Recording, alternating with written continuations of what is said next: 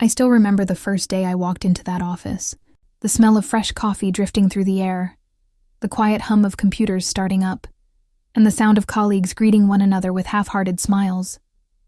To me, it felt like the beginning of a dream. I had worked so hard to land that job. Long nights studying, endless applications, and countless interviews that led nowhere, until finally, I got that call. "We'd like to welcome you aboard." My heart soared. I thought my life was finally turning in the right direction. I was young, determined, and willing to give everything I had. I wasn't rich. I didn't have connections. And I didn't have powerful relatives who could pull strings for me. What I had was grit and hope. Every morning I arrived at work before most people. I'd sit at my desk, organize my files, and review the day's tasks. I wasn't just doing a job. I was chasing a dream of building a stable career, one that would make my family proud and finally give me the respect I had been craving. At first, things seemed fine. My coworkers weren't overly friendly, but they weren't cruel either. They just kept their distance. The office had its cliques, and I wasn't part of them. But that didn't bother me. I believed that if I worked hard enough, results would speak louder than gossip. And for a while, they did.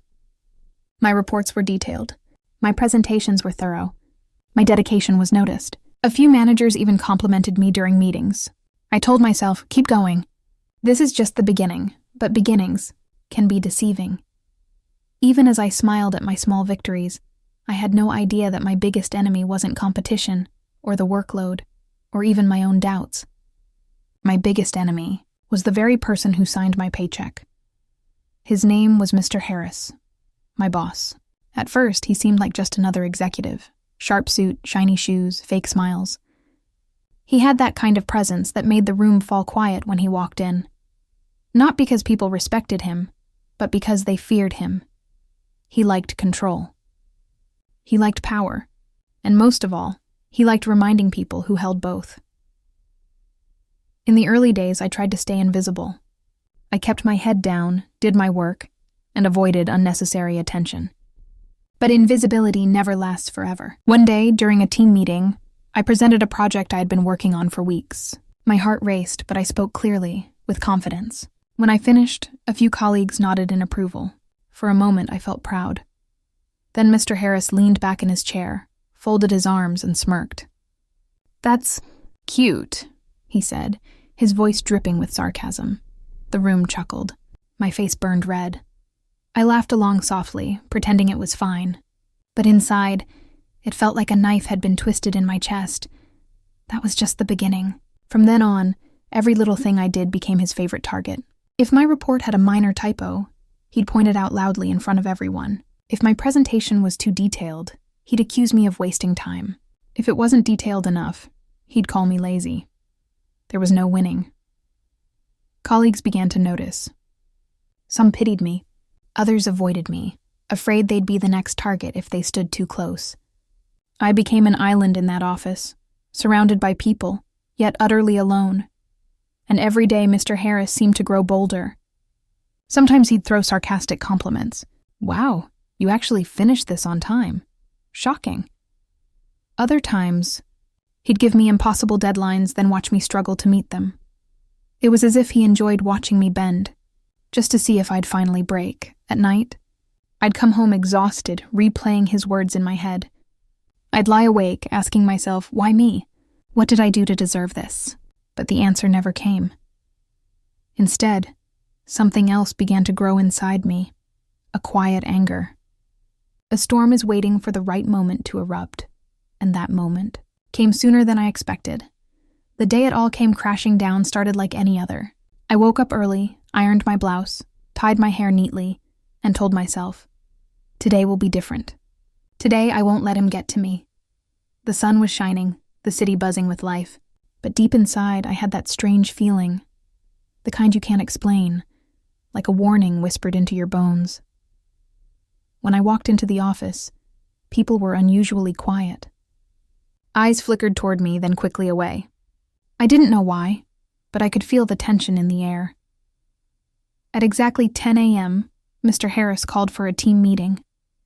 The entire department gathered in the conference room. Papers shuffled, Laptops clicked open, and everyone sat nervously as he stood at the head of the table, towering like a judge ready to deliver a verdict. He looked straight at me. "Why don't you come up here and present last week's report?" he said, his tone sharp, commanding. My heart skipped a beat. I wasn't prepared to present. I had submitted the report already. But I nodded quickly, not wanting to appear weak. I grabbed my folder, stood up, and walked to the front of the room. My hands trembled slightly as I spoke. I explained the data, the analysis, and the progress. For a moment, I thought maybe, just maybe, this would go smoothly. Then he interrupted. "Stop." The word cut through the air like a blade. Everyone froze. He stepped closer, his eyes narrowed. "Is this a joke to you?" My throat went dry. I don't understand," I stammered. "This report," he said, slamming the papers down on the table, "is sloppy, incomplete, embarrassing. I wouldn't trust you to make coffee, let alone handle real work." The room went silent. My ears rang. Every word felt like a slap across my face. I tried to respond, to defend myself, but my voice broke. "Sir, I worked all week on—" "Enough," he barked. "I don't want excuses. You're done here." The words hit me like thunder. "You're fired," he announced coldly, his lips curling into a cruel smirk. For a second, I couldn't breathe. My chest tightened. My knees felt weak. The world blurred around me. Colleagues shifted uncomfortably in their chairs, some whispering, others staring at me with pity, but not one person stood up. Not one spoke for me. Tears burned in my eyes, but I refused to let them fall. I picked up my folder, my pride trembling in my hands, and whispered, "Thank you for the opportunity."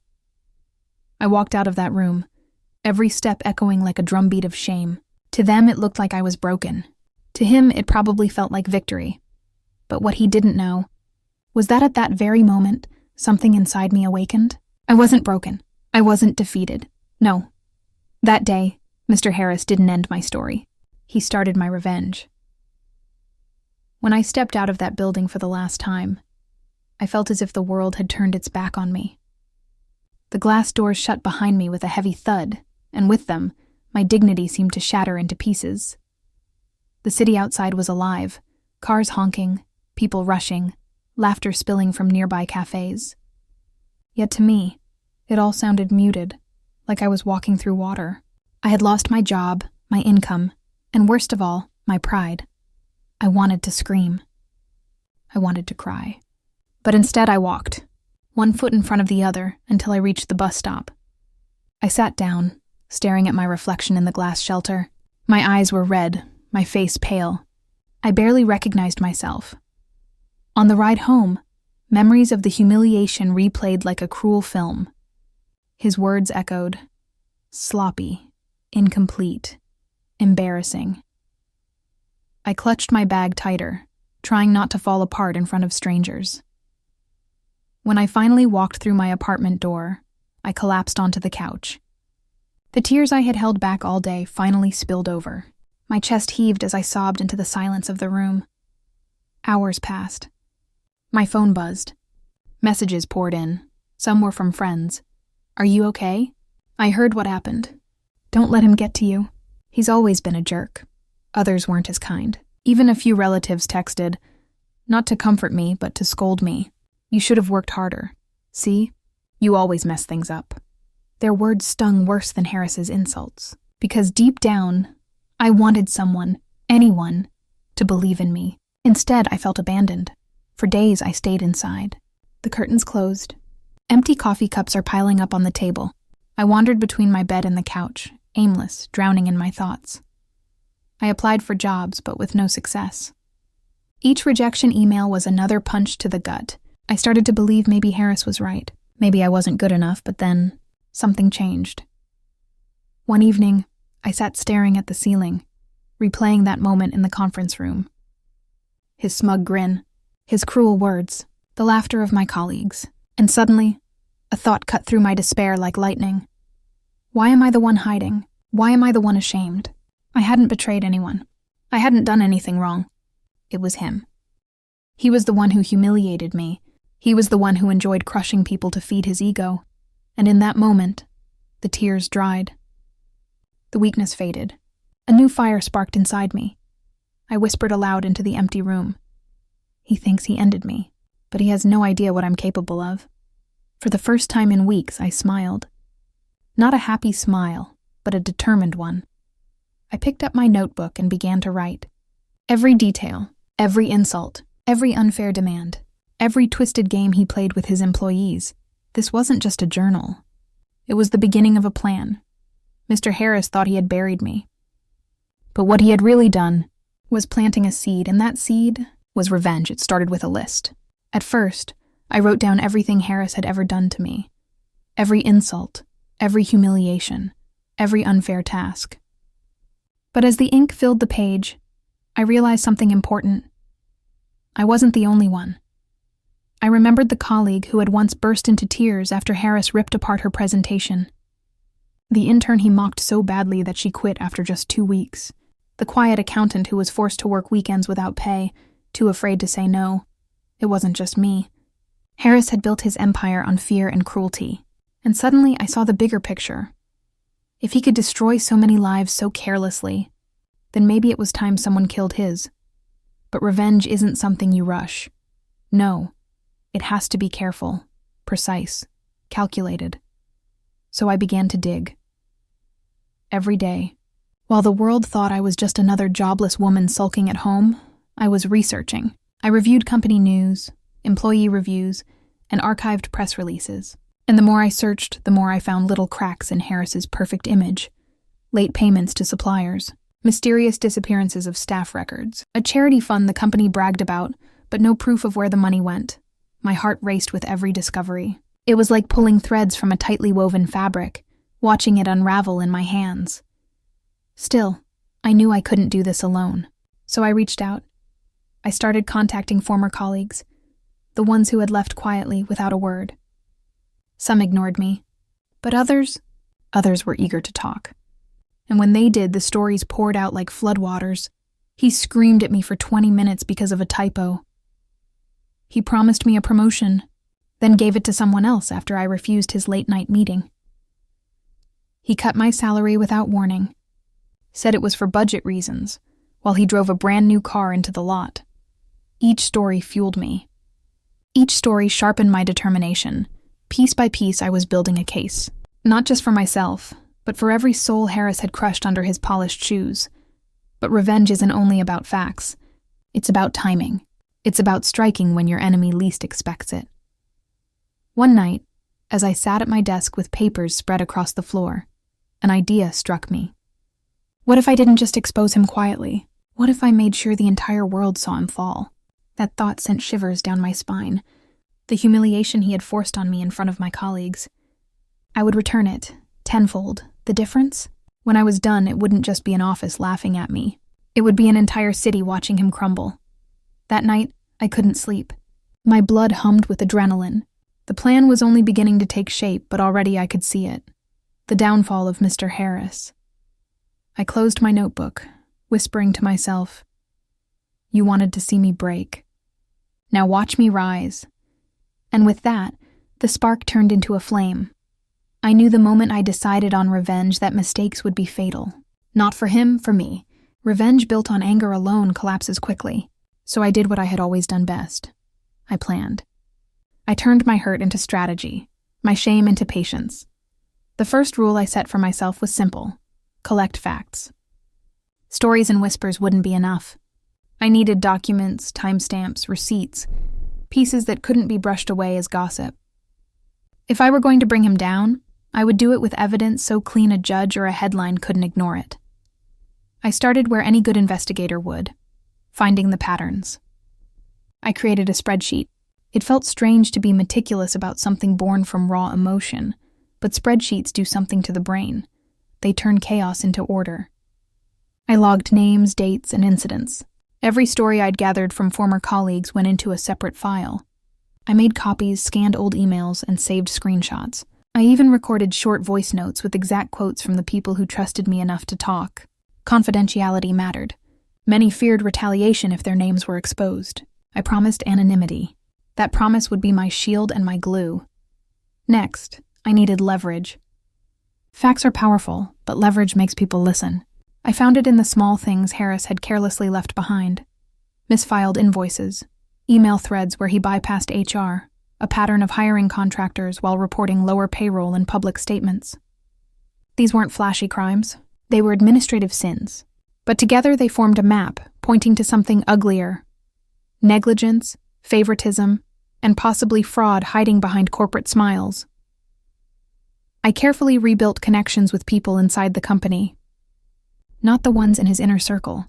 Those would never betray him. I looked for those on the edges. The exhausted admin who answered late-night emails. The payroll assistant who had once told me under her breath that something didn't add up. The IT guy who always made jokes about strange server activity. They were wary at first. Why would a former employee reach out now? But when I explained what I was doing, not whining, not seeking revenge for pain alone, but aiming for truth, their walls lowered. People who had once been too frightened to speak suddenly unburdened themselves.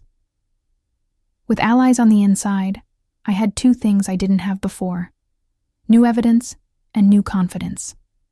One contact handed me a folder with internal memos that didn't match the public statements. Another quietly forwarded a spreadsheet that showed payments being routed through shell vendors. I didn't understand all the technicalities, but I had the right people who did. I learned to listen and ask the right follow-up questions. I also began to use the one weapon Harris underestimated: narrative. He thought he controlled the story because he controlled the room. But stories travel, and when you tell them properly, they build pressure.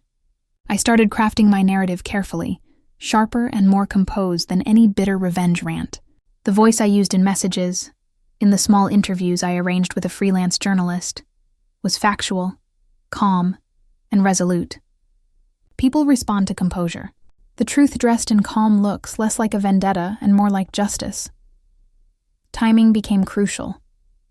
I watched him. I read his patterns. He loved launching initiatives with fanfare: charity galas, awards, glossy press releases, moments when his image was in the spotlight. I waited for one of those moments. If you wanted to topple a man in the public eye, you didn't do it when he hid in the shadows. You did it when his statue was polished and displayed. On a Tuesday evening, he hosted a networking event under the name of Community Outreach. It was the perfect stage. He would stand before donors, partners, and journalists while smiling for cameras.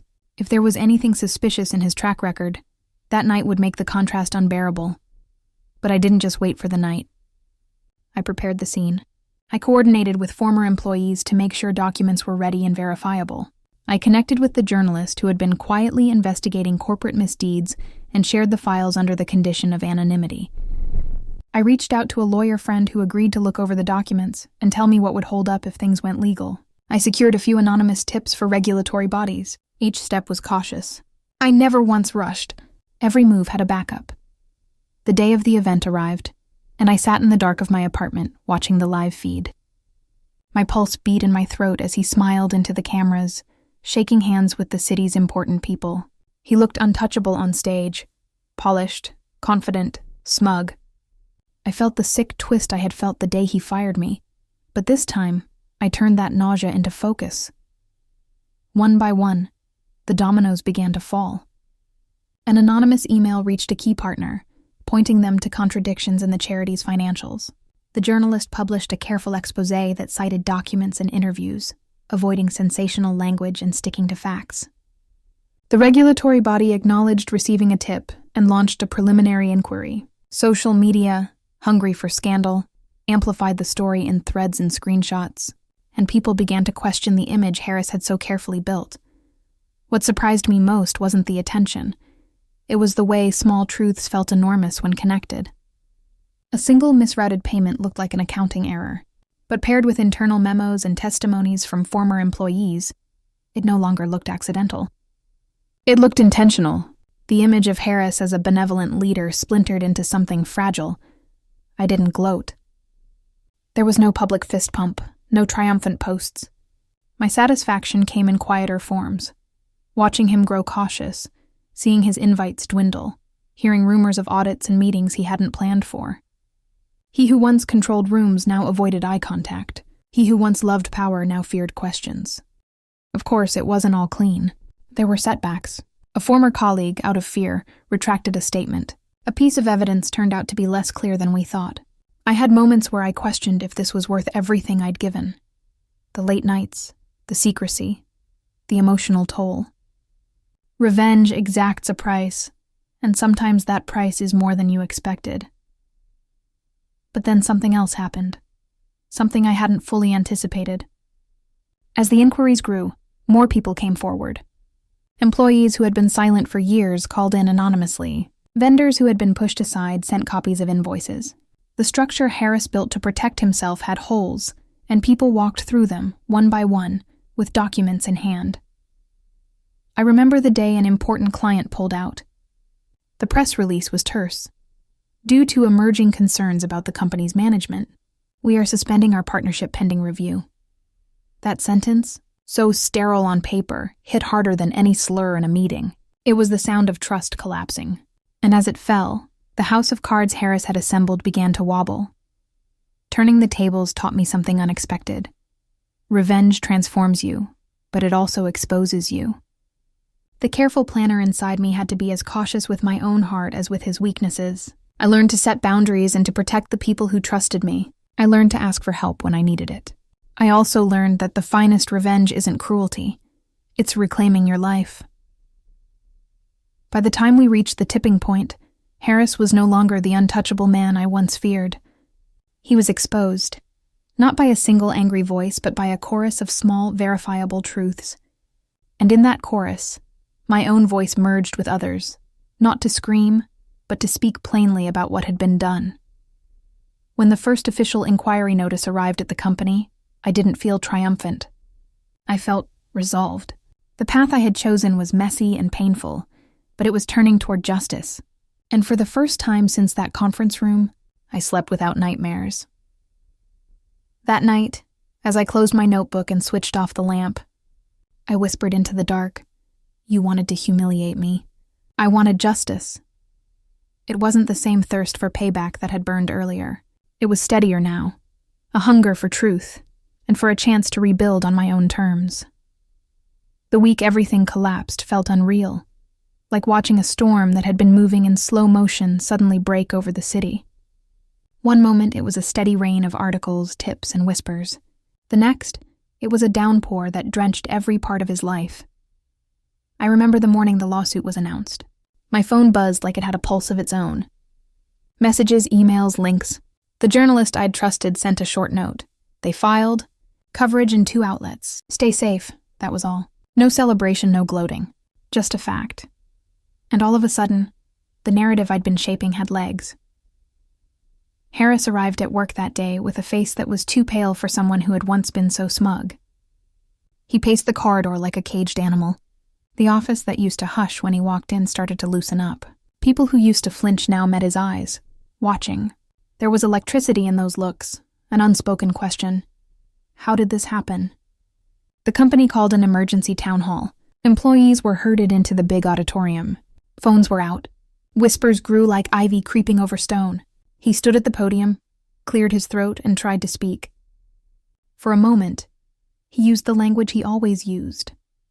Confident, dismissive phrases meant to shrink wrongdoing into a misunderstanding. But the room no longer absorbed his words the way it used to. They ricocheted. I sat 2 rows from the back, notebook closed. I felt the old muscle memory tightening in my chest, the urge to stand up and defend myself, or to flee. Instead, I breathed. I let others' faces tell the story. The receptionist who had once avoided my eyes now sat upright. The payroll assistant clutched a paper envelope under her arm like a talisman. The IT guy's hands were folded, knuckles white. The auditorium hummed with restrained truth. During the Q&A, a board member asked the question everyone wanted to hear, but no one dared speak aloud. What is the company doing to address these allegations? Harris's jaw tightened. He opened his mouth, and for the first time, he seemed unsure of what to say. That frailty was louder than any accusation. Outside, the press swarmed. Cameras flashed. Reporters asked blunt questions that would have once been brushed aside with corporate jargon. He tried to pivot, to speak of plans and transparency initiatives. but every phrase landed on the exposed truth like gravel on a cracked road. The climax wasn't one single theatrical showdown. It was a succession of small, decisive blows compiled into a verdict the court of public opinion couldn't ignore. Audits were announced, partners suspended deals, regulators opened formal inquiries. Friends of his who had once nodded politely at his dinners started to distance themselves. Loyalty evaporated when trust was gone. Then there was the email, a single forwarded thread that became a turning point. It contained an exchange where Harris had explicitly instructed a junior manager to handle a vendor's invoice in a way that appeared questionable. Seeing that instruction in cold black text made it feel official, like a signature stamped on guilt. The journalist highlighted it, the regulators noted it, and suddenly the story was no longer about rumors. It was about directives and decisions that could be traced back to his desk. I was not naive about the risks. There were still lawyers to navigate, PR teams crafting damage control, and smear attempts. I expected pushback. They tried to plant doubt. They tried to paint the whistleblowers as disgruntled. They moved to discredit sources, to challenge timelines, to muddy facts. But we had been methodical. We had corroboration and paper trails. We had quiet witnesses who had nothing to gain but safety. The real confrontation I had imagined in my mind, the cinematic, scene where I would stand before him and deliver a monologue that would break him, never came in that way. Instead, there was a quieter moment that felt like a confrontation and a reckoning all at once. It happened in the parking lot when he left the building one evening. The sun had that washed-out late afternoon quality, making everything look a bit more honest. He was alone, jacket slung over one arm, head down. I saw him from across the lot. My legs moved before my mind did. I walked straight toward him. He looked up, and for the first time, I saw fear clearly on his face. It wasn't the loud arrogance of before. It was a small human panic. He tried to compose himself. "You shouldn't be here," he said, voice brittle. "You shouldn't have done it," I replied, and my voice didn't shake. It was steadier than I felt. For a second, his eyes flicked with confusion, then recognition. He remembered the woman he'd humiliated. He registered what had happened.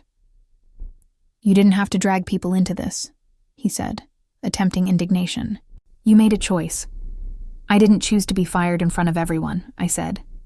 "I didn't choose to be made small." "You did." I could see him counting options in his mind. Denial, anger, excuses. He chose the worn path. "This wasn't personal," he tried. "This was business." "That's the thing," I interrupted.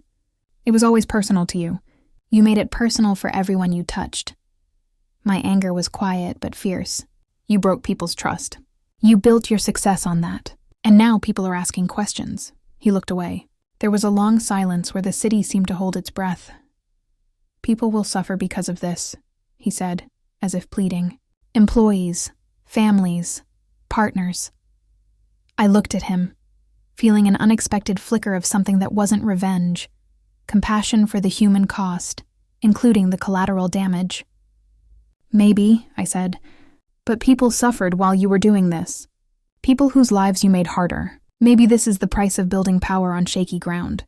He swallowed hard. That was the end of what we needed to say. The rest would be handled by documents, courts, regulators, and the slow unspooling of his reputation. Walking away from him that evening, I felt an odd mixture of relief and emptiness. The confrontation I'd imagined had been replaced by fact and consequence. The public unraveling was the real victory, not for spectacle, but because it meant the truth had weight. It meant that the humiliation I had felt was not a private scar, but part of a pattern that would be addressed. That night, the newsroom alerts chimed again. Another partner withdrew. Another regulator issued a statement. The machine I'd set in motion was grinding forward. I slept that night with a tired peace. The climax had been messy, public, and imperfect, but it was real. After the dust settled, life didn't suddenly become perfect. Revenge doesn't snap your life into a neat Hollywood ending. It changes the lines of your path. It redirects them. Some people celebrated from the sidelines. Others judged me quietly. There were consequences, both expected and surprising. Harris was suspended pending inquiry. Eventually, he resigned under pressure.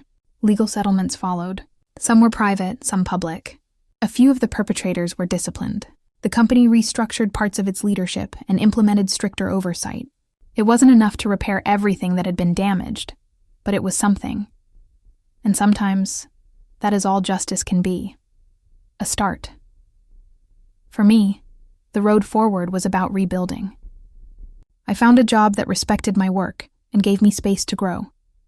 Not because I had wanted revenge, but because I refused to let his action define my future.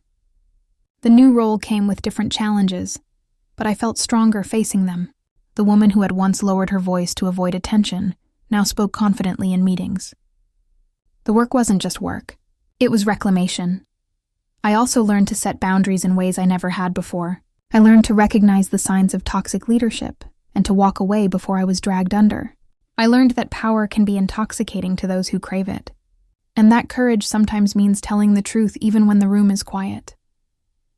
One thing I didn't expect was how complicated forgiveness would be. There were days when I wanted nothing to do with the memory of him, and other days when I found myself softer, wondering about what had made him that person. Forgiveness didn't mean excusing his behavior. It meant understanding that carrying hatred forever only made me heavy. Letting go was a different form of victory. I also realized revenge can be a teacher if you let it. It taught me discipline, patience, and the necessity of truth. It taught me that dignity is not a fragile thing that others can break at will. It taught me that there is power in community, in people who quietly hand you documents, who risk something to speak up, who stand with you when it matters. The people who helped were the real heroes of the story. If there is a moral to this, it is this. Justice is not the same as vengeance, but sometimes the path to justice looks like revenge because the system fails to act quickly. When institutions protect the powerful by turning a blind eye, ordinary people may have to do extraordinary things to make the truth visible. But extraordinary things must be done carefully, ethically, and with an eye toward repair, not just retribution. Another lesson is about self-worth. No job, no title, no public humiliation defines you unless you let it. Your value is not the echo of someone else's cruelty. Rebuilding is not revenge's end. It's its most important outcome. Standing tall after being knocked down is the real triumph. I finished my notebook one evening months later. The pages were filled with dates, names, documents, and memories that had once felt heavy. I closed it and tucked it away, not because I wanted to forget, but because I had made it through. The story had been told. The work of life remained. Sometimes I walk past the old office building. I don't linger. I don't gloat. I nod to myself, a private acknowledgement. You came through. You fought not to tear someone down for the joy of it, but to make space for truth and safety for others. If you're listening to this because something similar has happened to you, know this. Anger alone is a cloud that obscures your path. Use it to sharpen your focus, not to blind yourself. Build carefully. Gather facts. Protect those who help you. And remember, the most powerful revenge is a life well lived after the storm. I won't pretend it didn't cost me something. It did. Time, sleepless nights, trust that took years to rebuild. But I also gained something I hadn't expected. A steadier sense of who I am and what I'm willing to stand for.